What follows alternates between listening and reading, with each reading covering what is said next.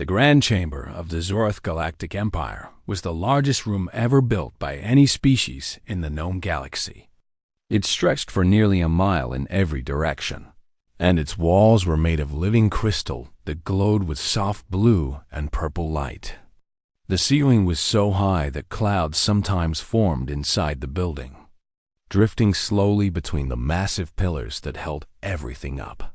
On this day, 700 different alien species had gathered in the chamber. They came from every corner of the galaxy. Some floated in anti-gravity pods because they could not survive in normal air. Others stood on multiple legs or slithered on long tails. A few existed only as beings of pure energy, flickering like flames in special containment fields. All of them had one thing in common. They had been conquered by the Zorth Empire, and now they served the Emperor without question. Emperor Vexthorn sat on a throne made from the bones of a creature so large that each armrest was bigger than a house. He was an impressive sight, even by galactic standards. His body was covered in scales that shifted color with his mood, currently a deep and angry red. He had 4 arms, each one ending in claws that could cut through steel. His eyes, all 6 of them, glowed with the confidence of a being who had never known defeat. Before him stood a single human. Daniel Cole was not a large man. He stood about 5 feet 10 inches tall, with brown hair that was starting to go gray at the temples. He wore a simple dark suit, the kind that businessmen on Earth wore to important meetings. He had a calm face and steady hands, and he showed no fear even though he was surrounded by creatures that could kill him in 100 different ways. The Emperor leaned forward on his throne and spoke. His voice boomed through the chamber, amplified by technology that made the very air shake. Human representative, you stand before the might of the Zorth Empire. We have conquered 1,000 worlds. We have ruled this galaxy for 10,000 years. Your species is young, weak, and insignificant. You have exactly 1 galactic cycle to surrender your planet and your people to our control. Daniel did not move. He simply stood there, listening. If you refuse, the Emperor continued, we will send our fleet to your world. We will burn your cities. We will scatter your people across 1,000 mining colonies. Your children will serve us, and their children after them. This is not a threat. This is simply what will happen. The assembled aliens watched in silence. They had seen this moment many times before. A young species, full of hope and pride, brought before the Emperor and crushed. Most representatives begged for mercy. Some tried to negotiate. A few had even tried to fight, drawing hidden weapons and rushing toward the throne. None of them had succeeded. The Emperor's guards were too fast, too strong, and too many. But Daniel Cole did something that no one expected. He smiled. It was not a nervous smile or a scared smile. It was the smile of a man who had just heard a joke that only he understood. Is something amusing primitive? Vexthorn asked. His scales shifted to a darker shade of red. Daniel reached up and adjusted his tie. It was a small gesture, completely meaningless to most of the aliens in the room, but it gave him a moment to collect his thoughts. Your Magnificence, he said, and his voice was calm and clear. I want to thank you for finally saying those words. I have been waiting 3 years for this moment. A murmur ran through the crowd. This was not how conquered species behaved. You see, Daniel continued, when humanity first detected your empire's expansion patterns, we knew that you would eventually come for us. Your conquest of the Velic system, the destruction of the Harmon homeworld, the enslavement of the Bright Ones. We watched it all. We studied your methods. We learned how you think. The Emperor's claws scraped against the bone of his throne. And what did you learn, little human? We learned that you always do the same thing. You find a young species, you threaten them, and then you crush them with overwhelming force. It works because no one expects it. No one is prepared. Daniel paused and pulled a small device from his pocket. It was about the size of a phone, black and unremarkable. But we prepared. He pressed a button on the device. Throughout the chamber, holographic displays flickered to life. They appeared in the air above the crowd, massive images that everyone could see. The displays showed star charts, but not like any star charts the Zorath had ever seen. These maps showed the entire galaxy, and they were covered with millions of tiny points of light. What is this? The Emperor demanded. This, Daniel said, is what we call the network. 3 years ago, one of our research ships discovered something incredible. Hidden throughout the galaxy, placed there by some ancient civilization billions of years ago, there exists a network of faster-than-light beacons. Over 9 million of them. They can create instant pathways between any 2 points in space. They contain blueprints for technology more advanced than anything your empire has ever seen. The Emperor laughed, a wet and ugly sound. You expect us to believe this fantasy? If such technology existed, we would have found it. You did find it, Daniel said. In fact, you've been using it for thousands of years. Every piece of faster-than-light technology in your empire is based on fragments of the network that your ancestors discovered by accident. You just never understood what you had found. You never realized that it was only a tiny piece of something much larger.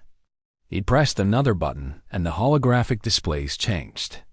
They now showed the Zorath fleet, 3,000 warships gathered near their home world, preparing to invade Earth. Your fleet is impressive, Daniel admitted. 3,000 ships, each one carrying enough firepower to destroy a planet. Against most species, it would be unstoppable. He smiled again, and this time there was something cold in his eyes. But here's the thing about the network.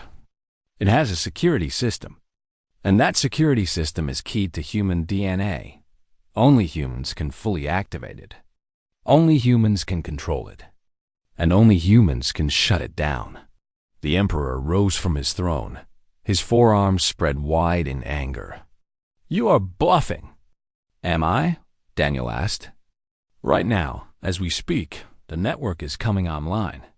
Every beacon, every pathway, every piece of technology connected to it.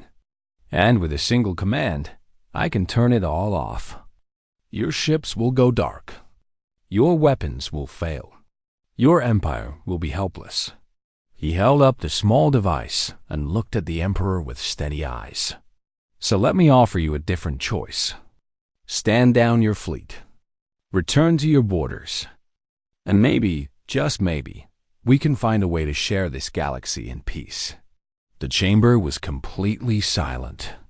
For the first time in 10,000 years, Emperor Vexthorin did not know what to say. 3 years before Daniel Cole stood in the Emperor's chamber, the research vessel Horizon's Edge drifted through the cold darkness between stars. It was a small ship, built for science rather than war, with a crew of just 37 people. They had been traveling for 8 months, mapping a region of space that no human had ever visited before. Dr. Linda Perry sat at her workstation in the main laboratory, staring at numbers that made no sense. She was a woman in her early 40s, with short gray hair and tired eyes that had spent too many hours looking at screens. She had been a physicist on Earth before joining the space program, and she thought she understood how the universe worked. Now she was not so sure. Computer, run the analysis again, she said. The computer's calm voice replied. Analysis complete. Results are identical to previous 17 attempts. Linda rubbed her eyes and looked at the data one more time. According to her instruments, there was something hidden in the empty space ahead of them. Something that should not exist. It was giving off energy patterns that matched no known technology, and it was old. Very, very old. She pressed the communication button on her console. Commander Brooks, could you come to the lab, please? There's something you need to see. Commander Nathan Brooks arrived 5 minutes later, floating through the zero-gravity corridor with the easy grace of someone who had spent most of his life in space. He was 53 years old, with a weathered face and gray hair cut short in military style. He had commanded ships for 20 years, first for the Navy and then for the space program. He had seen strange things in the deep black, but the look on Linda's face told him that this was different. "What have you got?" he asked. Linda turned her screen toward him. "We picked up an unusual energy signature about 2 million kilometers ahead. At first, I thought it was just background radiation, maybe a pulsar or some other natural phenomenon. But then I looked closer." She pulled up a three-dimensional model that showed a structure floating in space. It was shaped like a tall spike, about the size of a small building, and it was made of some kind of crystalline material that seemed to glow from within. "This thing is artificial," Linda said. "Someone built it. And based on the decay patterns of the materials, I estimate it has been here for approximately 4 billion years. Nathan stared at the image. 4 billion years? That's older than Earth itself. I know. But there's more. Linda's hands were shaking as she pulled up another set of data. I ran a deep scan of the structure, and I found something inside. Some kind of computer system, still active after all this time. And Nathan, it responded to our scan. Responded? How? It sent us a message. In English. The words hung in the air between them. Nathan felt a cold feeling spreading through his chest. First contact with alien intelligence was something humanity had dreamed about for centuries. But this was not what anyone had imagined. "Show me," he said. Linda pressed a button, and a holographic display appeared above her console. It showed a simple message, written in plain letters. "Welcome, children of Earth. We have been waiting for you. Please approach and receive your inheritance." Nathan and Linda looked at each other in silence. Neither of them knew what to say. Over the next 3 days, the horizon's edge moved carefully toward the strange structure. The crew was tense and excited at the same time. They ran every scan they could think of, looking for traps or weapons or any sign of danger. They found nothing threatening. The structure just sat there, glowing softly, waiting. When they were close enough, Linda led a small team in a shuttle to examine the structure directly. As they approached, the crystalline surface began to change. Patterns of light moved across it, and a section of the wall slid open to reveal an entrance. "I guess we're supposed to go inside," Linda said. The interior of the structure was even more impressive than the outside. The walls were covered with symbols and images that seemed to tell a story. Linda's translation software struggled to make sense of them, but slowly, piece by piece, the meaning became clear. Billions of years ago, a species called the Architects had ruled the galaxy. They were ancient and wise, and they had developed technology so advanced that they could do almost anything. But they had grown tired. They had seen too many younger species destroy themselves through war and greed. They had watched civilizations rise and fall over and over again, always making the same mistakes. So the Architects had decided to do something different. They would leave behind a gift for future generations. A network of beacons that could connect the entire galaxy, allowing instant travel between any 2 points. They would hide this network, keeping it dormant until they found a species that was worthy of using it. And they would wait. For 4 billion years. The Architects had been gone, but their machines had continued watching. They had studied every species that achieved space travel. They had tested each one, looking for certain qualities: creativity, adaptability, the ability to overcome challenges without destroying everything in the process. Most species had failed. The Zoroth had found fragments of the network by accident and had used them to build an empire of conquest and pain. Other species had destroyed themselves before they could even leave their homeworlds, but humanity was different. The Architects, Machines had watched as humans survived ice ages and plagues and wars. They had seen humans build great civilizations and then rebuild after those civilizations fell. They had observed the terrible weapons that humans created and the choice, made again and again, not to use them. They had noted how humans cared for each other, even strangers, even enemies. And finally, they had decided. Linda stood in the center of the structure, surrounded by glowing symbols, and read the final message. You are the ones we have been waiting for. The network is yours. Use it wisely, children of Earth. The galaxy is watching. She pressed her hand against a panel on the wall, and the entire structure came alive. Throughout the galaxy, 9 million beacons began to wake from their long sleep, and humanity's greatest adventure was about to begin.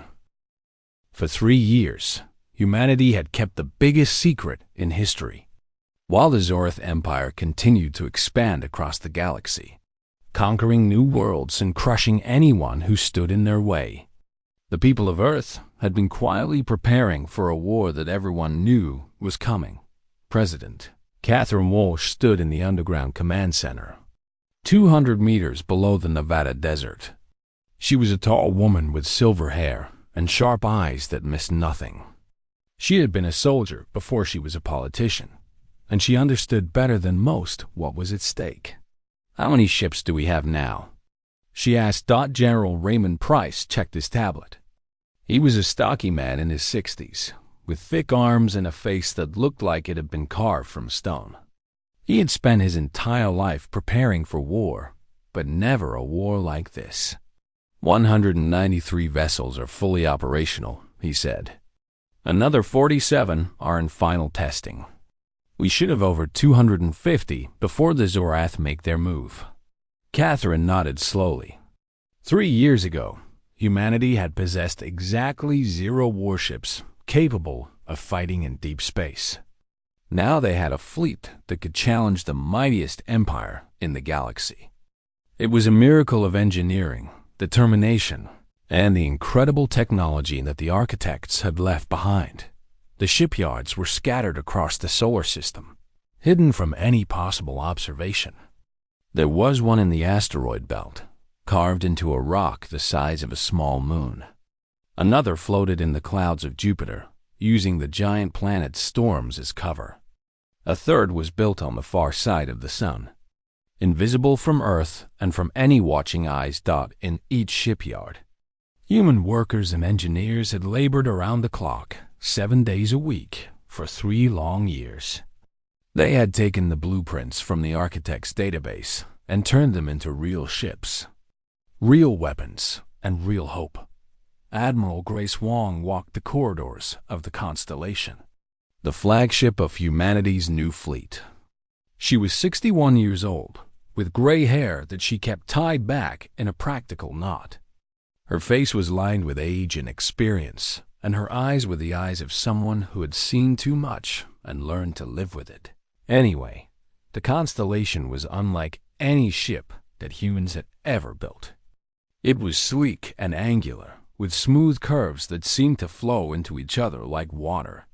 Its hull was made from a material that the engineers simply called starstone, a substance from the architect's blueprints that was stronger than any metal and could repair itself when damaged.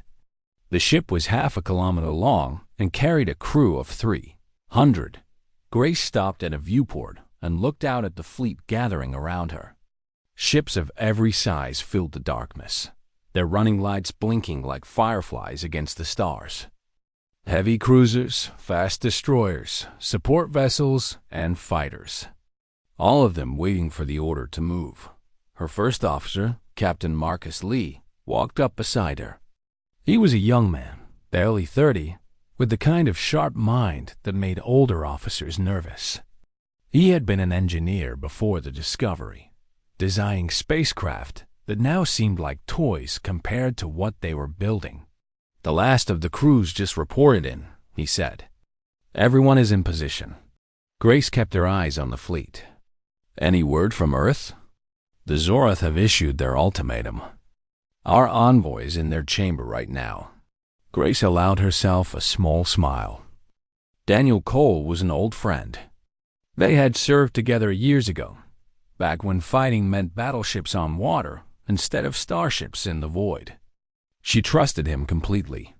"Then I suppose it's almost time," she said. On the other side of the solar system, Dr. Samuel Wright was having the worst day of his life. He stood in a control room filled with blinking consoles and nervous technicians, staring at readings that were changing faster than anyone could follow. "The power levels are still climbing," someone shouted. "We're at 300% of expected output." Samuel wiped sweat from his forehead. The device in front of him was called the anchor, and it was the key to everything. If it worked, humanity would have a weapon that could end the war without firing a single shot. If it failed, they would have nothing. The anchor was built around a fragment of the original structure that Linda Perry had discovered 3 years ago. The engineers had spent thousands of hours learning how to interface with it, how to talk to the architect's ancient machines. They had discovered that the network was not just a transportation system. It was also a power source. Every ship in the Zorath fleet, every weapon they carried, and every piece of technology they used was secretly drawing power from the network. And the anchor could turn it off. Director Patricia Moore stood beside Samuel, watching the readouts with a calm expression that hid her terror.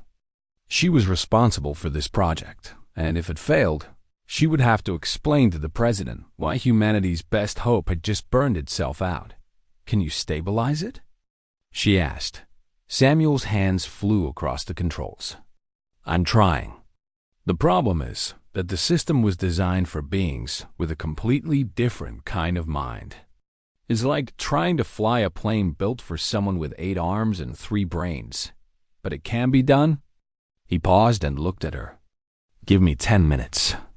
For 10 agonizing minutes, Samuel and his team worked to bring the anchor under control. They made adjustments, ran calculations, and prayed to whatever gods engineers believed in. Slowly, impossibly, the power levels began to stabilize. "We've got it," Samuel finally said, and the room erupted in cheers. Patricia allowed herself to breathe again. "Can you confirm that the shutdown protocol is ready?" Samuel nodded. "When we activate the anchor, every piece of network-connected technology in the galaxy will receive a signal.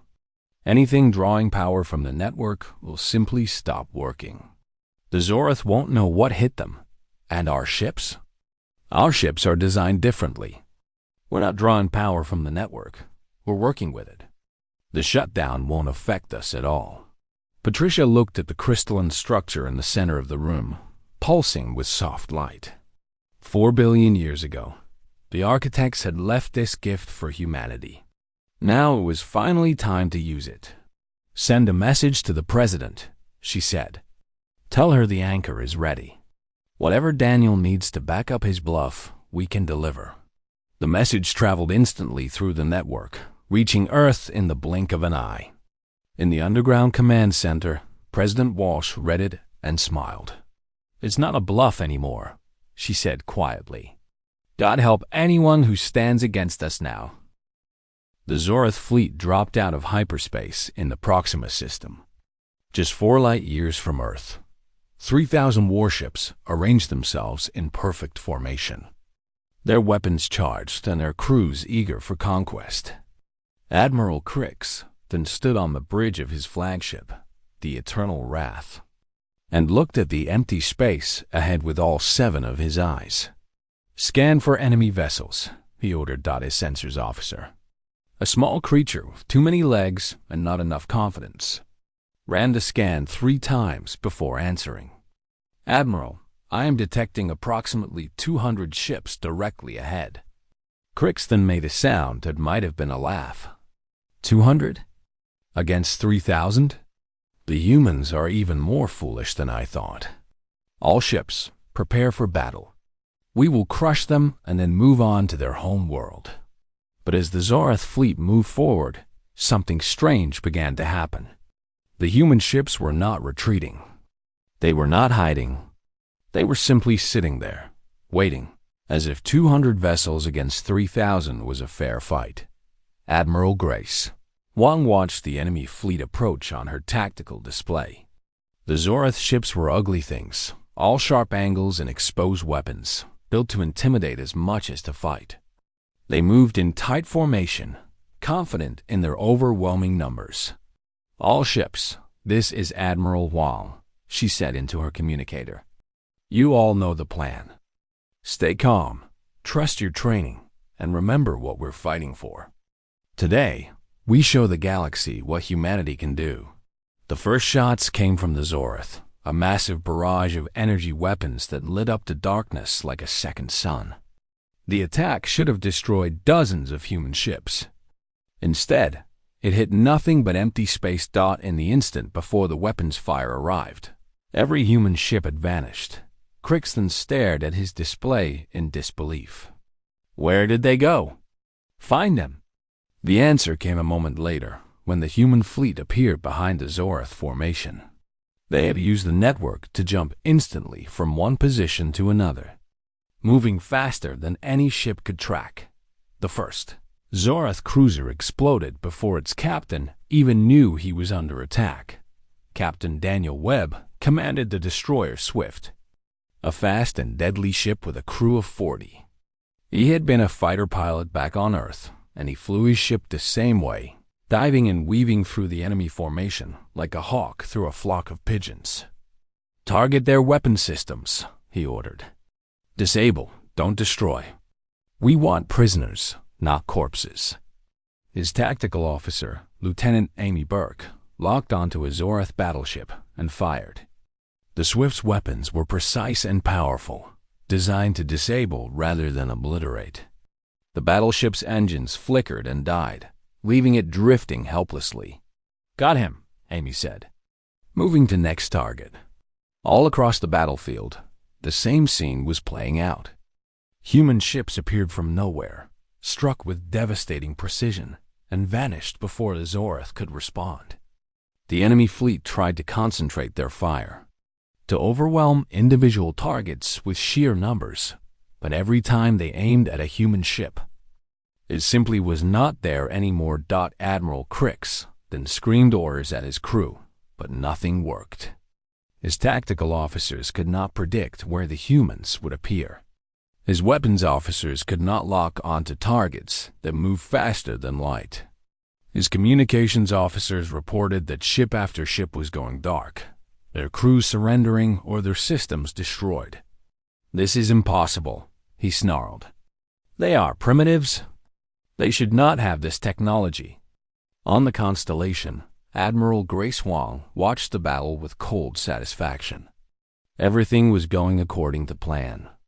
The Zorath were powerful, but they were also predictable. They had conquered 1,000 worlds using the same tactics, and they had never learned to adapt. Humanity had spent 10,000 years fighting wars against itself. They had invented every kind of combat, from ancient sword battles to nuclear standoffs. They had learned, again and again, that the side with more soldiers did not always win. Sometimes, the side that thought faster, adapted quicker, and refused to give up was the one that walked away victorious.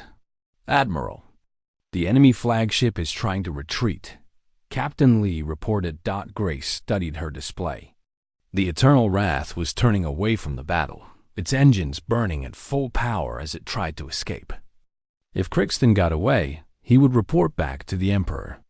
He would tell them what human ships could do. The next battle would be much harder. "Signal the Achilles and the Defiance," she said. "Box him in. Don't let that ship leave the system." The two heavy cruisers acknowledged and moved to intercept. They appeared in front of the Eternal Wrath, blocking its escape route. The Zorath flagship tried to change course, but more human ships appeared on every side. Crixton was trapped. "Zorath vessel, this is Admiral Wang of the Earth Defense Fleet. Your fleet has been defeated. You are surrounded with no possibility of escape.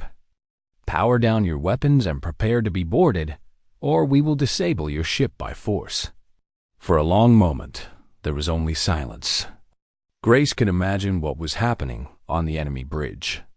Crixton had never lost a battle. He had never surrendered. The very concept was probably foreign to him. Then, slowly, the Eternal Wrath's weapon systems began to power down. Admiral Wong, Crixton's voice came through the communicator, dripping with rage and shame. I yield to your forces. But know this. The Emperor will not accept this defeat. He will send more ships. He will destroy your entire species. Grace leaned back in her chair and allowed herself a small smile. Let him try. The Battle of Proxima was over. Of the 3,000 Zorath ships that had entered the system, less than 300 remained functional. Most had been disabled, their crews floating helplessly as human ships moved in to secure them. Some had been destroyed when they refused to surrender. A few had managed to escape into hyperspace, running back to tell their emperor the terrible news. Humanity had won its first battle against the galaxy's greatest empire. And this was only the beginning. Captain Webb stood on the bridge of the Swift, looking out at the wreckage of the once mighty Zorath fleet. Beside him, Lieutenant Burke was running damage reports. We lost 4 ships, she said quietly. 87 crew members. Another 200 wounded. Webb nodded slowly. Every death was a tragedy. Every wound was a reminder of the cost of war. But compared to what the Zorath had planned for Earth, it was a small price to pay. Send a message to Admiral Huang, he said. Tell her the Swift is ready for the next mission. Whatever she needs, wherever she needs us. We're not done yet. The battle was over, but the war had just begun. The news of the defeat at Proxima spread across the galaxy like fire through dry grass. For 10,000 years, the Zorath Empire had been undefeated. They had conquered species by the hundreds, crushed rebellions by the thousands, and built an empire that stretched across 1,000,000 star systems. No one had ever beaten them in open battle. Until now. In the grand chamber of the Zorath home world. Emperor Vex Thorn sat on his throne and listened to the reports with growing horror. His scales had shifted from angry red to a sickly gray color that none of his servants had ever seen before. His forearms hung limp at his sides, and his 6 eyes stared at nothing. Daniel Cole stood before him, exactly where he had been standing when this all began. The human envoy had not moved, had not flinched, had not shown any sign of fear. He simply waited, patient and calm, for the Emperor to understand what had happened. 3,000 ships, Vex Thorn said, his voice barely a whisper. The finest fleet in the Empire. Destroyed by primitives. Not destroyed, Daniel corrected him gently. Defeated. Most of your ships are intact. Most of your crews are alive. We could have killed them all. We chose not to. The Emperor's eyes focused on Daniel with a hatred that could have burned through steel. Why? Why show mercy to your enemies? Because you are not our enemies. Not really. Daniel took a step forward, and the guards around the throne raised their weapons. He ignored them completely. The Zorath have been our enemies for exactly 1 day. Before that, we had never even met.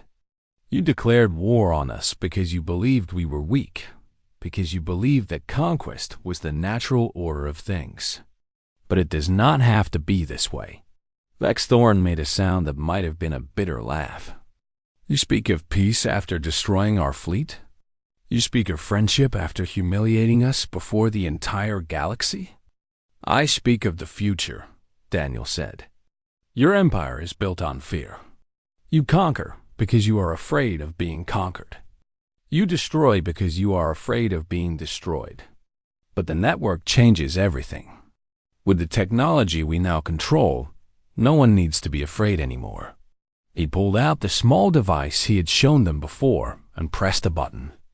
The holographic displays in the chamber came to life again, showing images that made even the most hardened Zorath warriors gasp. The displays showed worlds being transformed.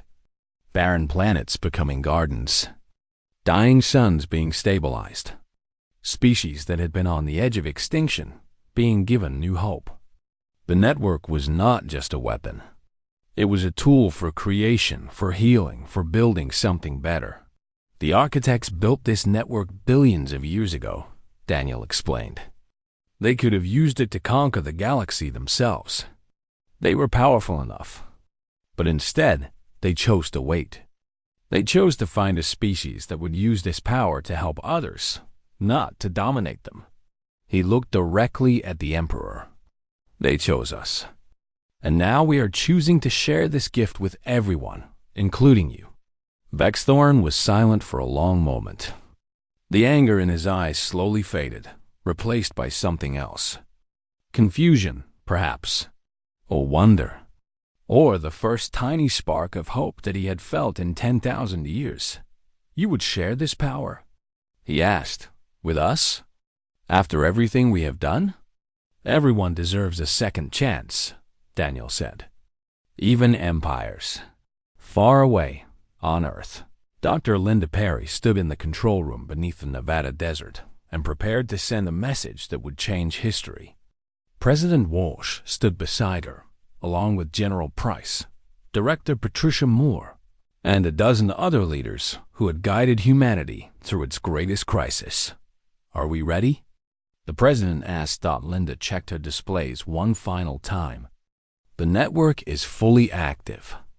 9 million beacons across the galaxy, all connected, all responding to our commands. When I send this message, every species with faster-than-light capability will receive it simultaneously. And the translation systems? Working perfectly. Each species will receive the message in their own language, adapted to their own culture. Everyone will understand. President Walsh took a deep breath. This was the moment they had been working toward for 3 years. The moment that would define humanity's place in the galaxy forever. Send it. Linda pressed the button. Across the galaxy, on 1 billion worlds, the message appeared. It came through communication systems and personal devices, through military channels and civilian broadcasts. It was impossible to ignore and impossible to stop. Every being with the ability to receive it heard the same words. People of the galaxy. This message comes from Earth, home of humanity. For too long, this galaxy has been ruled by fear and force. Empires have risen and fallen, and countless species have suffered under the boots of conquerors. The strong have preyed upon the weak, and the weak have had no choice but to submit. Today, that changes. We, the people of Earth, have been given control of a network that connects every corner of this galaxy. We could use this power to build an empire of our own, to conquer and dominate just as others have done before us. But we choose a different path. The network is now open to all. Any species that wishes to use it for peaceful purposes will be granted access. Trade, travel, communication, cooperation. All of this is now possible in ways that have never existed before. But there are conditions. Any species that uses force to conquer another will have their access to the network revoked. Any empire that continues to enslave or oppress will find itself cut off from the rest of the galaxy. The age of conquest is over. A new age of cooperation has begun. We do not ask you to trust us. We ask only that you judge us by our actions. We will protect the weak. We will help the struggling. We will stand against any who would use violence to dominate others. This is not a threat. This is a promise. The galaxy is free. What you do with that freedom is up to you. In the grand chamber of the Zarath home world, Emperor Vexthorn listened to the message in silence. When it was finished, he looked at Daniel Cole for a long time. You could have destroyed us, he said finally. You could have taken everything we built and made it your own. Why didn't you? Daniel smiled, and this time it was a warm smile. The smile of someone who genuinely believed in what he was saying. Because that is not who we are. Humanity has made many mistakes, We have fought wars against ourselves, done terrible things to each other, and come close to destroying our own world more than once. But we have also learned. We have grown. And we have decided that the only future worth having is one where everyone has a chance to grow too. He extended his hand toward the Emperor. So here is our offer. Help us build something better. A true galactic community where every species has a voice. Where disagreements are settled through words, not weapons. Where the strong protect the weak instead of preying on them. Join us, and together we can create a future that the architects would be proud of. Emperor Vexthorn looked at the extended hand. In 10,000 years of ruling the galaxy, no one had ever offered him friendship instead of submission. No one had ever suggested that there might be another way. Slowly, hesitantly, he reached out with one of his 4 arms and clasped Daniel's hand. "I do not know if my people can change," he admitted. "We have been conquerors for so long. It is all we know." "Then we will teach you," Daniel said, "just as we taught ourselves. It will not be easy. It will not be quick. But it is possible. We are proof of that." Throughout the chamber, the assembled representatives of 700 species watched in amazement. Some of them had been conquered by the Zorith centuries ago. Some of them had lost family, friends, entire worlds to the Empire's expansion. And now they were watching the Emperor himself shake hands with a human and talk about peace. One by one, they began to rise to their feet. One by one, they began to applaud. The sound grew and grew until it filled the entire chamber, echoing off the crystalline walls and rising toward the clouds that drifted near the ceiling. It was the sound of hope, the sound of a galaxy that had been given a second chance. Daniel Cole stood in the center of it all, still holding the Emperor's hand, and allowed himself to feel something that he had not felt in a very long time, pride. Not pride in himself, or even in humanity, but pride in what they had chosen to become. They were no longer just a small species on a small planet, struggling to survive in a dangerous universe. They were guardians now, protectors, builders of something that might last forever. The architects had been right to trust them, and now it was time to prove that trust was deserved.